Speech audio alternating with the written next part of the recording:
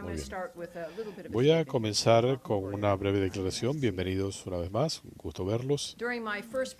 Durante mi primera conferencia de prensa, decía que con el presidente Trump la política de paz con fuerza está de vuelta.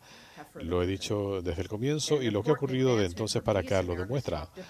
Se ha avanzado en aras de la paz. El secretario Marco Rubio y Mike Waltz, sobre seguridad nacional, viajaron ayer a Arabia Saudita para reunirse con la declaración de Ucrania.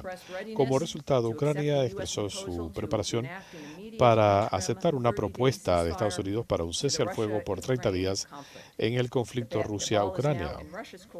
Ahora depende de Rusia y se han logrado más avances después que el embajador Witkoff visitó la región. El secretario Rubio viajó después a la reunión del G7 en Canadá, donde nuestros aliados expresaron su respaldo para una solución a este conflicto. Y a medida que seguimos buscando la paz, nuestra nación también está demostrando fortaleza. Bajo instrucciones del presidente e invocando la ley de enemigos foráneos de 78, se aprobó la decisión de expulsar a miembros del Tren de Aragua, quienes están realizando actividades de terrorismo en Estados Unidos. Expresamos nuestro agradecimiento al presidente Bukele de El Salvador por tener un papel fundamental en esta transferencia, como dijo el secretario Rubio. Una vez más, el presidente Bukele ha demostrado que no solamente es el líder de seguridad más fuerte que tenemos en la región, también es un gran amigo de Estados Unidos. En nuestra lucha contra el terrorismo, el presidente Trump ordenó el lanzamiento de medidas decisivas contra operaciones de los hutíes respaldados por Irán en Yemen. Después del ataque, el secretario Rubio destacó que el presidente envió un mensaje poderoso y claro. Los ataques contra la navegación mercante de Estados Unidos e internacional no se va a tolerar y hay que proteger la libertad de navegación.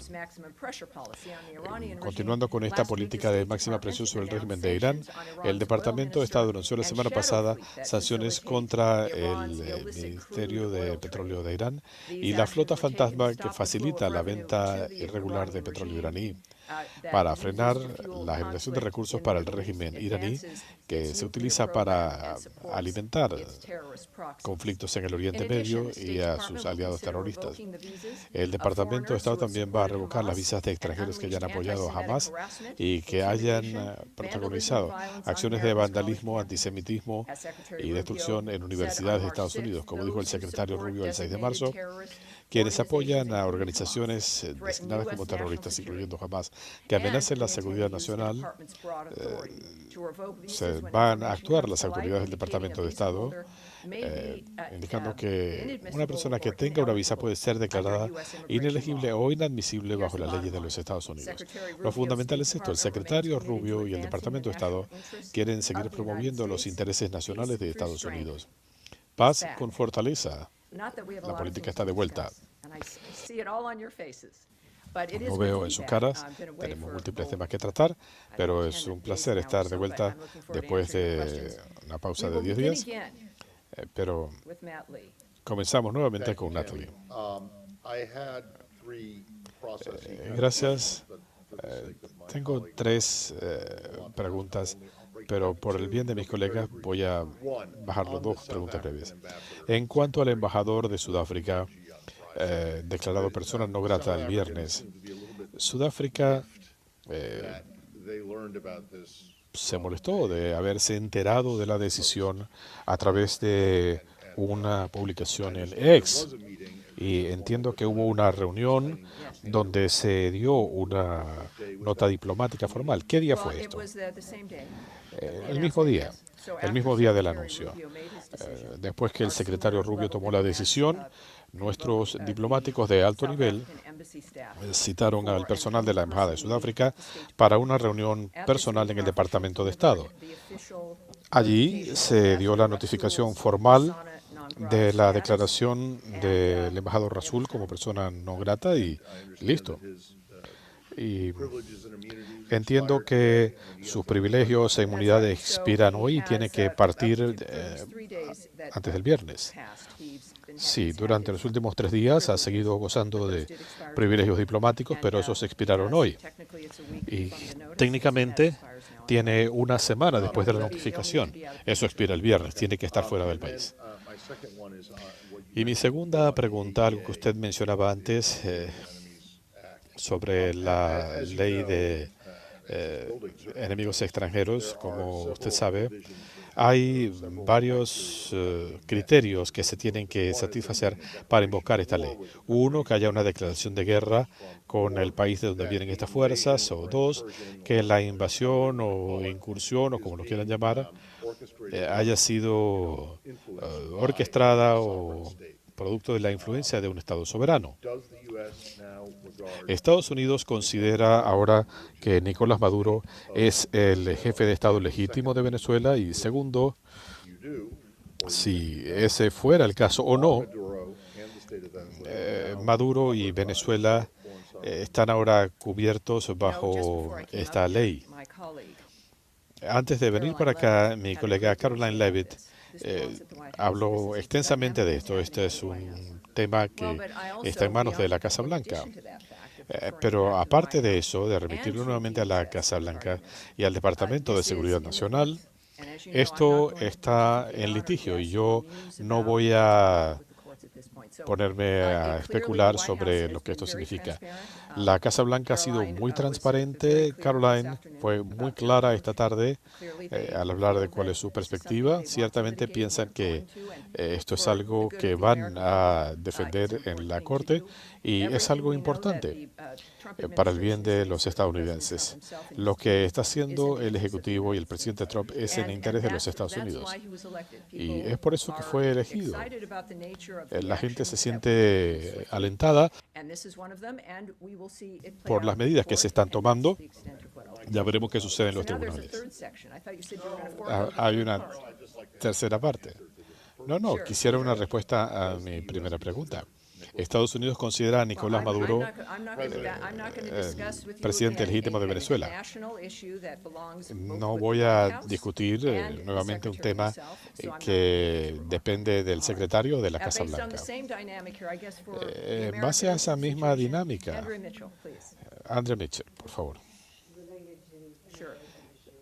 En cuanto a temas de inmigración y paz con fuerza, el secretario Rubio considera que si Afganistán está entre esta lista de países sujetos a proscripción, las personas que recibieron permisos de salida del Departamento de Estado deberían recibir una excepción. La gente que ayudó al Departamento de Estado, a la CIA, al Departamento de Defensa, ¿perderían su condición de refugiados? Primero que nada, no hay una lista. Lo que la gente ha estado viendo en los últimos días no se trata de una lista sobre la que se esté trabajando. Hay una revisión, como sabemos, bajo la orden ejecutiva del presidente para analizar la naturaleza de qué va a redundar en la seguridad de los Estados Unidos, a quién se le dan visas, quién puede entrar al país. Lo que se ha mencionado como un punto de agenda del Departamento de Estado, no ese es el caso. No le puedo hablar de la premisa porque no es correcta. En lo que concierne la naturaleza de Afganistán y de quienes nos ayudaron, los arreglos que ya se hicieron en el pasado para sacar a tanta gente como sea posible de la zona de conflicto, esa es una política que ha manejado el Departamento de Estado, incluso bajo el gobierno anterior, trabajando para hacerlo realidad. Así que yo pudiera hablar de algo que no existe, pero ciertamente cuando se complete la revisión podremos discutir algo. Pero en cuanto a la perspectiva suya o del secretario, en cuanto a la legalidad de que un país extranjero tenga detenido a un ciudadano estadounidense de Iowa a quien no se le ha imputado ningún delito, pero le han retenido el pasaporte y le impiden regresar al país en relación con el incidente que tuvo lugar en Punta Cana, en la República Dominicana. Este joven, su familia, sus abogados dicen que no se le permite salir de la República Dominicana, que él ha cooperado como testigo, que no se le ha imputado ningún delito. ¿Le preocupa al Departamento de Estado los derechos de este ciudadano? Mire, lamentablemente esto es una de las cosas que tiene que hacer el Departamento de Estado. Cuando se trate de esfuerzos diplomáticos, temas legales o de privacidad, eso es algo que yo no puedo discutir en detalle. Él ha hablado públicamente y su familia lo ha hecho. ¿Tiene acceso a servicios consulares? Todos tenemos el derecho de hablar, pero hay estándares y protocolos aquí que nosotros no discutimos una situación privada, un caso privado, cuando se trata de relaciones diplomáticas con otros países. No voy a analizar esos detalles. Sean. Volviendo al tema del embajador de Sudáfrica, el secretario, por supuesto, anunció la decisión el viernes. Es una medida extraordinaria en momentos de tensiones con Rusia. ¿Fueron las declaraciones del embajador lo que motivó la decisión? Mi punto es, ¿deberían otros embajadores considerarse alertados? ¿Que no deben criticar al presidente Trump? No se trata de críticas. Fue el tratar de equiparar al presidente y al país con supremacistas blancos, una alegación que es tan insultante para el país y para individuos. Mire, si no tenemos un estándar respecto a alguien que está en el país con funciones diplomáticas para facilitar las relaciones bilaterales, y este se convierte en el estándar, merecemos algo mejor. Hemos tenido un nivel decente de relaciones diplomáticas con Sudáfrica, aunque ha habido algunas fricciones, pero necesitamos gente en la embajada que facilite estas relaciones. Y estas declaraciones fueron ofensivas para Estados Unidos. No solo el presidente, fue algo obsceno la naturaleza de las alegaciones. Y creo que como mínimo lo que podemos esperar es un estándar de respeto fundamental. Si se van a facilitar las relaciones diplomáticas con otros países. Este individuo en particular ciertamente no estuvo a la altura y esto no es lo que el gobierno o el secretario de Estado o el país esperan sobre el comportamiento. Por eso fue que se hizo. Sudáfrica ha hablado de su perspectiva sobre las relaciones con Estados Unidos. ¿Se puede reparar esta relación a pesar de las críticas? Creo que el presidente y el secretario de Estado dejan en claro cuáles son los problemas y qué es lo que sucede con Sudáfrica. El tema de las leyes de expropiación, la relación con países como Rusia, Irán, eso fue lo que condujo a la revisión de nuestra política hacia Sudáfrica. La revisión continúa. Igualmente, el gobierno de Sudáfrica ha tomado medidas agresivas hacia Estados Unidos y sus aliados, incluyendo acusar a Israel, no a Hamás, de genocidio en el Tribunal Internacional de Justicia y la revitalización de la relación con Irán para arreglos militares y nucleares. Así que no es una cuestión simplemente de estilo o de decoro. Estamos hablando de medidas que no se condicen con el mejor interés de tener una relación segura y más próspera con Estados Unidos y con el mundo en términos de estas decisiones. Todo esto está bajo revisión, pero obviamente parte de esto, en el contexto diplomático, tiene que ver con propiciar un cambio de postura. Ese es el punto. El punto es propiciar un cambio. Lo que he visto en los viajes que hemos hecho en estas gestiones diplomáticas y en las reuniones del G7, la naturaleza del secretario de Estado es buscar lo mejor para los pueblos.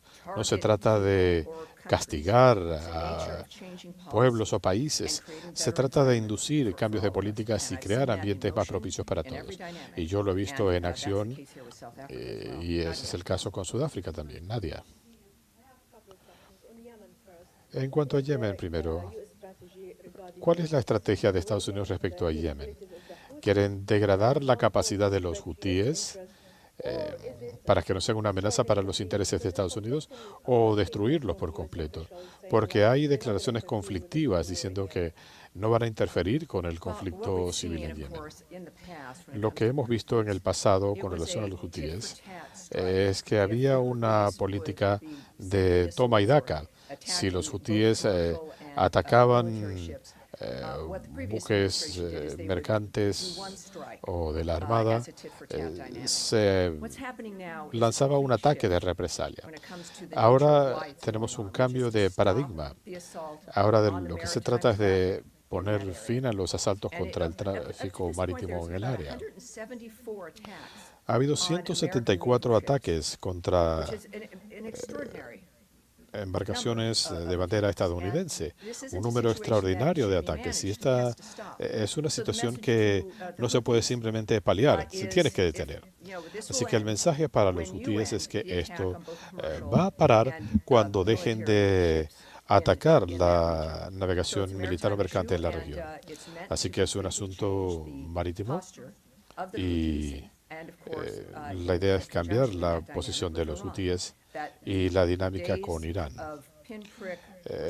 Los días de esas respuestas puntuales se acabaron.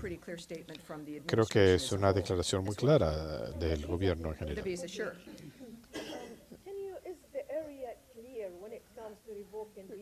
Y en cuanto a la revocación de visas a estudiantes extranjeros, ¿van a revocar las visas de estudiantes que apoyen a Hamas o compartan literatura de apoyo a Hamas? ¿O también a estudiantes que apoyen a Palestina o la libertad de los palestinos o que expresen simpatía hacia los civiles en Gaza? Lo que ha dicho el secretario Rubio en múltiples entrevistas es que si usted piensa en que una persona pide una visa para ingresar al país, si usted dijera que la meta al entrar al país es hacer todo lo que esta persona hizo, no le hubieran dado la visa. Así que hay esta dinámica de ciertas acciones que no podemos aceptar. Todos los países tienen el derecho a controlar sus fronteras y decidir quién puede ingresar o no. En este caso en particular, hay un tema, un argumento sobre la libertad de expresión, pero no se trata de eso, se trata de acciones, se trata de cosas que se hicieron.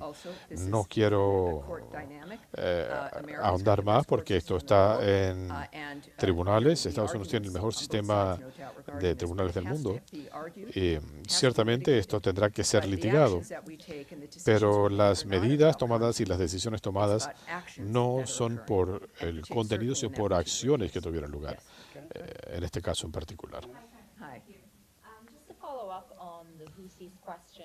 Volviendo a la pregunta sobre los hutíes, el presidente Trump dijo que cada disparo hecho por los hutíes sería considerado como un disparo hecho por Irán. ¿Está Estados Unidos preparado para atacar a Irán o ayudar a Israel a hacerlo? Creo que usted se refiere a lo que dijo el presidente Trump en Truth Social. Estoy segura que esto lo tienen en sus teléfonos.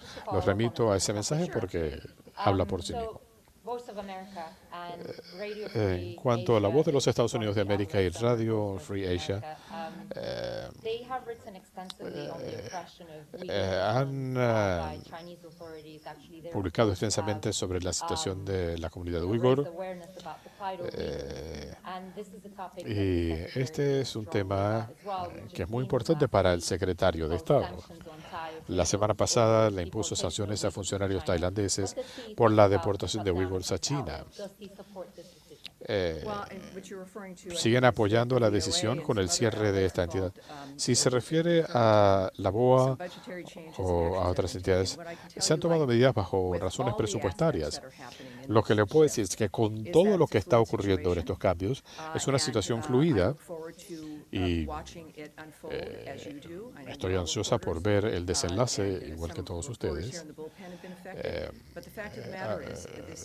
La realidad es que esto es un tema muy serio.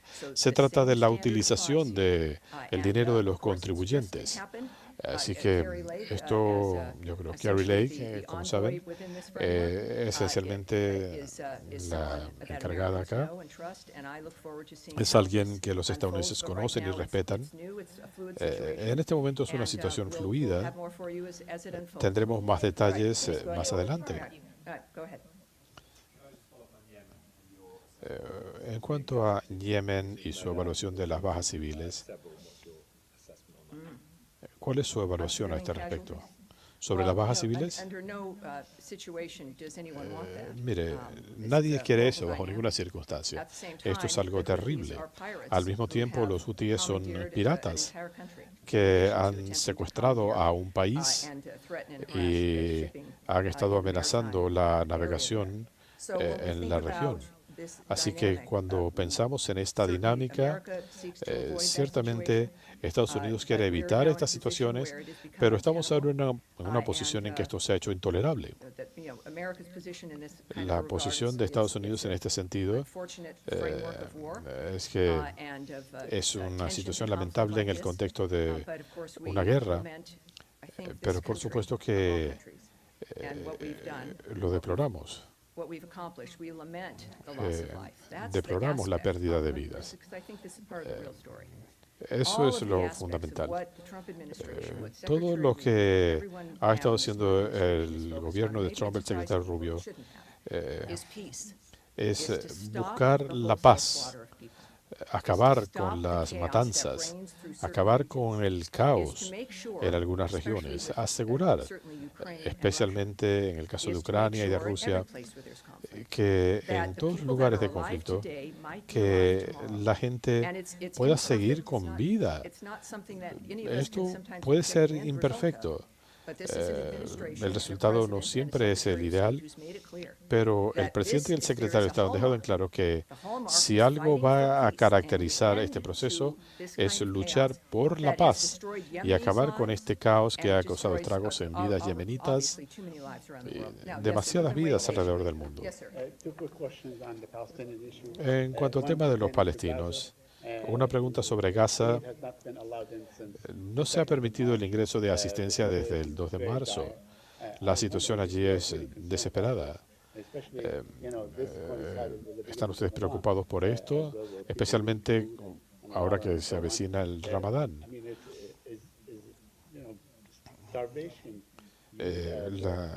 ¿Se está utilizando el hambre como un mecanismo de presión?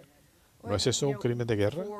En cuanto al terrible sufrimiento del pueblo de Gaza, sabemos sobre quién recae la responsabilidad. Recae en Hamas. Sabemos, en el marco del cese al fuego y lo que queremos hacer, queremos permitir que pueda seguir llegando la asistencia y los alimentos a la región. Estados Unidos ha estado a la vanguardia en este sentido. También sabemos que en este momento, cuando se trata de la naturaleza de lo que ha estado haciendo el embajador Wickoff y todos, esa es exactamente su preocupación. Crear una situación que permita llevar asistencia a la gente que la necesita, que permita la circulación de asistencia a la gente que está sufriendo por las decisiones de Hamas durante años. Y seguimos trabajando en eso. Ciertamente esta es una preocupación y por eso seguimos trabajando para que pueda llegar asistencia a la gente que la necesita. El jueves pasado se aprobó una nueva constitución que no contempla derechos para las minorías de Siria. ¿Cuál es la perspectiva de Estados Unidos en ese sentido sobre esa constitución? Y alguien en el Departamento de Estado tiene vínculos con las nuevas autoridades de Siria. Nuevamente, en cuanto a interacciones diplomáticas en circunstancias tan cambiantes, yo no le puedo hablar de eso, pero veré qué podemos decirle en cuanto a su pregunta específica. Tengo otra pregunta sobre Irak. El gobierno, el secretario Rubio, le ha pedido al gobierno iraquí que permita la reanudación de exportaciones a empresas que operan en Irak. ¿Cuál es su posición en este sentido? ¿Instan ustedes al gobierno de Irak a reanudar las exportaciones de petróleo? Yo no voy a discutir aquí negociaciones internacionales o diplomáticas o ideas que se puedan estar considerando, pero en este sentido nuestras medidas serán muy claras. El nuevo gobierno de Siria, junto con Turquía, Jordania, Qatar y otros, han estado pidiéndole a Estados Unidos que levante las sanciones impuestas durante el régimen de Assad. Piensan que estas sanciones son una barrera para la estabilización del país. ¿Están considerando aliviar estas sanciones? Cuando pensamos en el gobierno del presidente Trump y su posición sobre Siria, y cuando hablamos del Departamento de Estado, el secretario, estas son cosas que estarán sujetas a negociaciones. Yo no voy a negociar desde acá, desde el podio.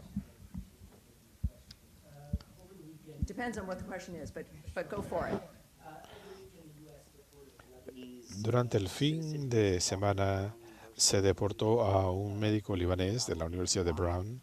¿Pueden explicar por qué?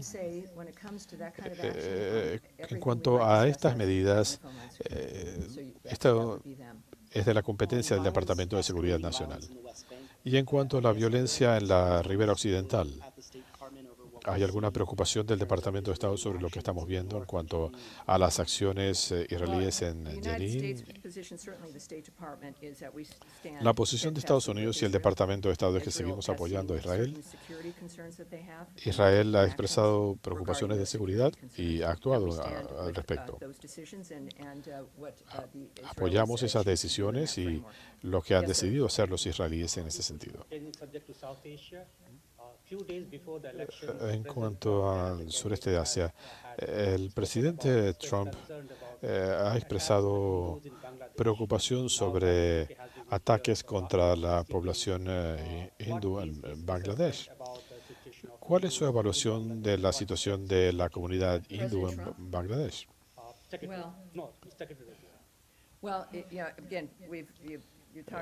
Nuevamente usted está hablando en cierto modo del presidente Trump y la perspectiva del Ejecutivo sobre lo que está ocurriendo en el país. El secretario Rubio, por supuesto, quien está también trabajando en este sentido. Pero, nuevamente, cuando se trata de consideraciones diplomáticas, negociaciones o conversaciones, yo no voy a tratar de especular sobre resultados.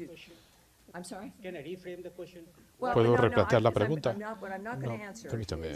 Lo que no voy a responder es respecto a consideraciones diplomáticas, contactos de gobierno a gobierno o actitudes respecto a lo que ocurre en un determinado país, si esto cae en el contexto de conversaciones diplomáticas.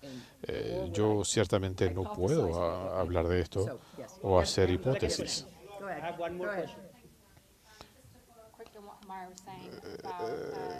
Como seguimiento a una pregunta previa, creo que le van a hacer múltiples preguntas sobre esto. Bueno, acabo de regresar al país y anticipaba que esto se abordaría. ¿Puede usted aclarar cuando usted dice que están observando el desarrollo de los acontecimientos? ¿Esto se pudiera revertir? Me estás pidiendo una especulación, cosa que no puedo hacer. Y sé que eso es lo que hacía yo en el pasado, pero aquí no lo puedo hacer. El Departamento de Estado puso fin a un contrato para un laboratorio de estudios humanitarios. Hablaban del secuestro de niños ucranianos desde la invasión de Rusia. Parte de esa evidencia sería transferida a autoridades europeas.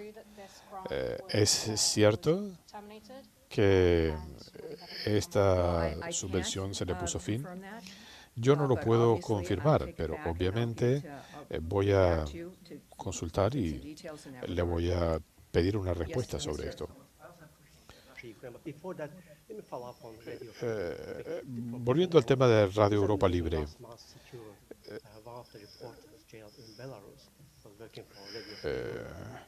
hubo reporteros apresados trabajando para Radio Europa Libre. ¿Puede asegurarnos que van a seguir trabajando para conseguir la libertad de estos reporteros en Azerbaiyán y otros países, aun cuando la entidad ya no tenga fondos?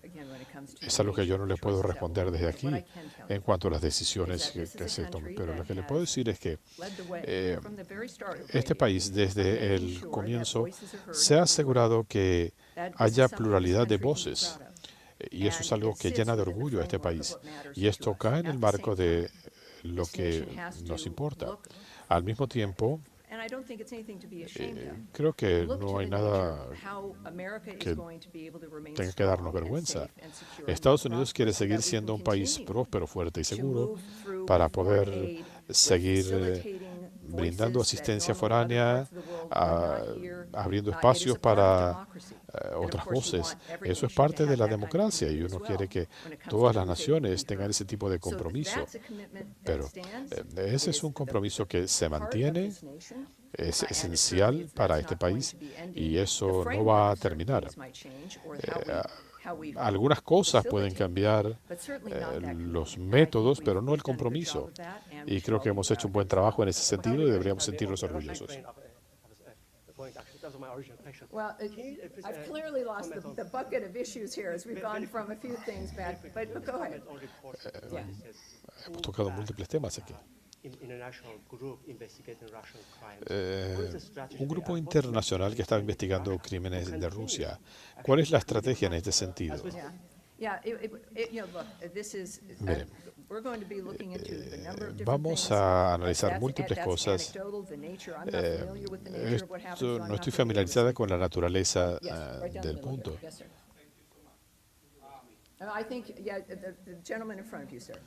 El caballero delante de usted.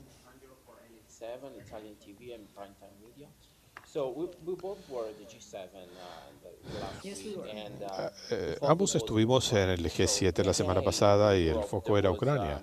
Hoy en Europa se reunió el Consejo Europeo para tratar el tema de Ucrania y las propuestas de la Unión Europea. Pareciera que Europa está muy dividida en este momento. Que